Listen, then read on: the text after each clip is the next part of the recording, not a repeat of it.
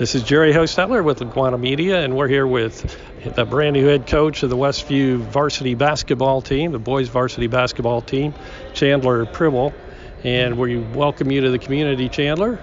And let's start out by getting a little background of where you've come from, where you started, and where you grew up, and where you played high school ball, and go from there. Yeah, so I grew up in Bluffton, Indiana. My dad was an assistant coach on the staff the whole time I was growing up. So I was in the gym all the time.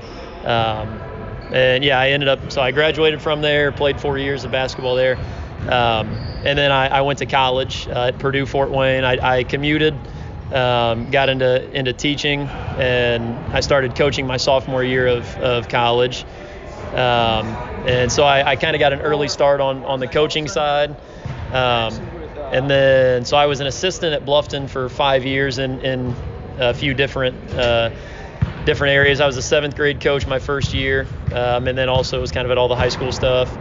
And then I was the JV coach after that, because it actually, the coaches were flexible and it worked out well with my schedule for my college classes. Then I was the freshman coach for 3 years, which was nice because I was separate, and I got to kind of learn kind of how I wanted to run my own practices and things like that.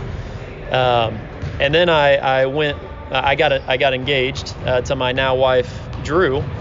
And whenever I did that, I ended up moving up to teach and coach at Central Noble for 1 year. I was a JV coach there for my father-in-law. And after that, I took a job down in Southern Indiana at Eastern High School. And that was a varsity job? That was a varsity head coaching job, yes. Right. So I was wanting to get experience. So I was applying everywhere and just trying to get experience with interviews, and then and really with that job I finished the second interview, and I told my wife, or my fiance at the time, I think I might get it. What am I going to say? It's a long ways away. And she was like, well, we're going. And I'm like, okay. So it's nice to have that support. Yeah. And then it was also her who said we were coming back a couple of years later. So and it's worked out great. I think this is a premier job. I think it's a place that a lot of people would like to be, and I'm happy that I get to be here at I think such a young age. Well, there's a lot of history here, and you're probably well aware of Westview basketball and the tradition that we have here and that type of thing. Yeah, absolutely. It's been great basketball for a long time. One of the years I was at Bluffton, we played you guys in the regional. But yeah, it's there's been a lot of talent. There's great coaching. Coach Yoder's phenomenal. And I'm teaching with Mr. Neely now, and he had some really good teams, and so there's a lot of deep history. Right, a couple of state championships back in '99 and 2000. Yeah. So let's take a look at this year's team. I'm sure you're well acquainted with them by now. It's a new team. You've lost some key players from last year's team. Let's take a look at the team this year. Yeah, we are. Well, you'll look at our picture. I think most of our coaches are taller than our players. So that's very unusual for Westview. That's the first thing people will observe. But we've got a group that I think has a lot of fight in them. We've got, I think, a lot of guys who can make shots and can get to the rim. So I'm hoping that we end up being kind of tough to guard because of the guys that we have that can make plays. But we're going to have to learn how to fight in the post. We're going to have to learn how to rebound and be scrappy. And if we can do those things, then I think we'll have a chance at being competitive.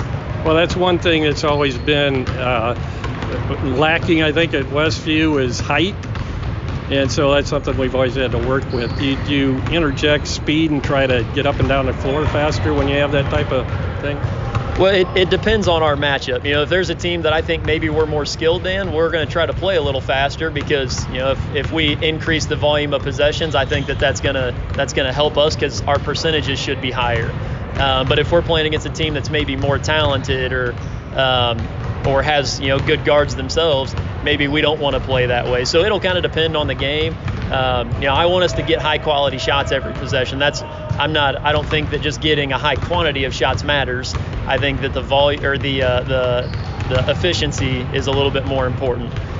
So we'll grind out long possessions if we need to, but if we come down the floor and we get to the ball to the middle and we kick it out to one of our guys that we think can make a shot, we'll take that opportunity early in a possession if it presents itself. What about your perimeter shooting this year? Do you have, I mean, in the past we've had some decent, and we've kind of been deep in perimeter shooting. Yeah, I mean, it starts with Brady Yoder. I think our team in most aspects kind of start with him. Senior guard for us, was an important player for him last year.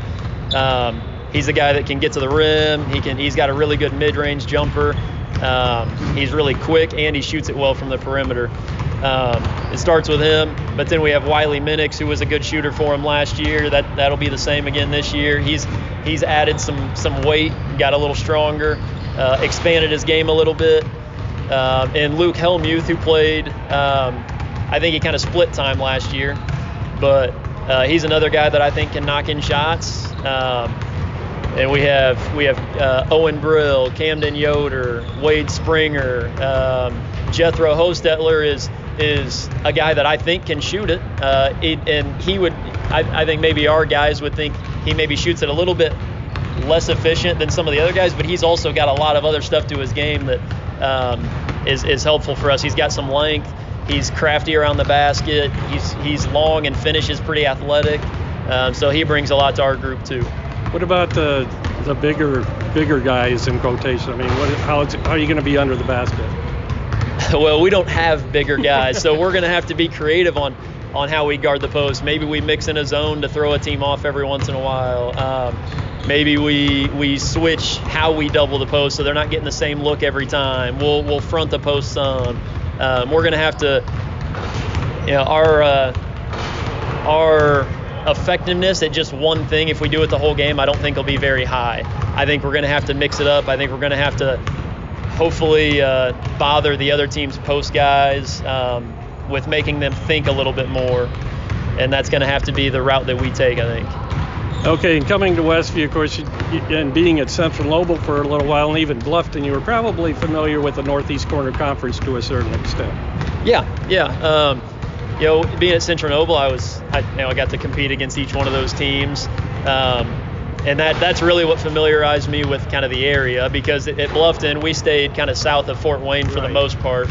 But yeah, you'd still hear about them, and whenever I was at Bluffton, and even junior high and high school, we were usually ranked somewhere in 2A, and Westview was always up there. So it's familiar because of those things, right. But it'll still be new to get used to some of the coaching styles, because like Angola, I think, has a new coach since I was at Central Noble, and there's a handful of other coaches that are new that all have to kind of learn their style, and then we can kind of adjust to that.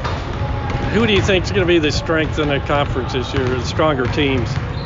Well, I think besides us. Absolutely. I think there's a handful of teams that can compete to be at the top. And again, I wasn't up here last year, but I still think that Austin Kripe from West Noble and their crew, I think they're going to be a tough team to beat.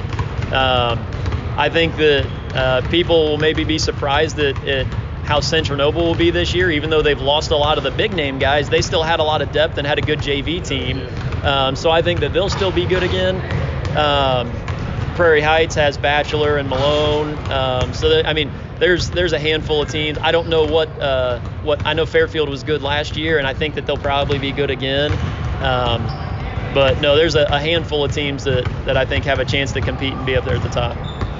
Of course, this is your first year, but do we have any new teams on the schedule this year? I know we've dropped Hamilton, which used to be a conference team, and any other new teams that we've added to replace the Hamilton game. Yeah, so we don't play Hamilton as a varsity game anymore. We're just playing them as a JV game.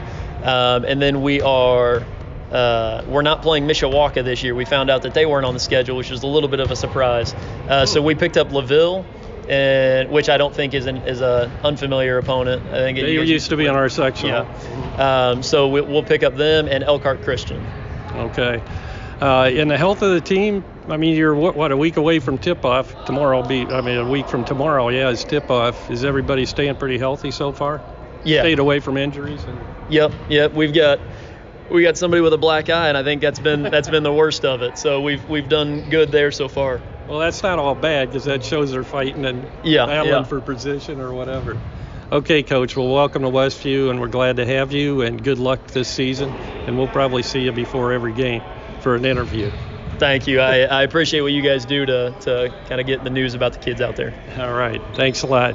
That was head coach of the Westview Warriors this year, Chandler Prible, and his team will be tipping it off next Tuesday evening right here at Westview as they'll host the Bethany Bruins. And that'll be a girls and boys doubleheader, so we hope you can join us for that. Once again, thanks a lot, Coach. Yeah, thank you.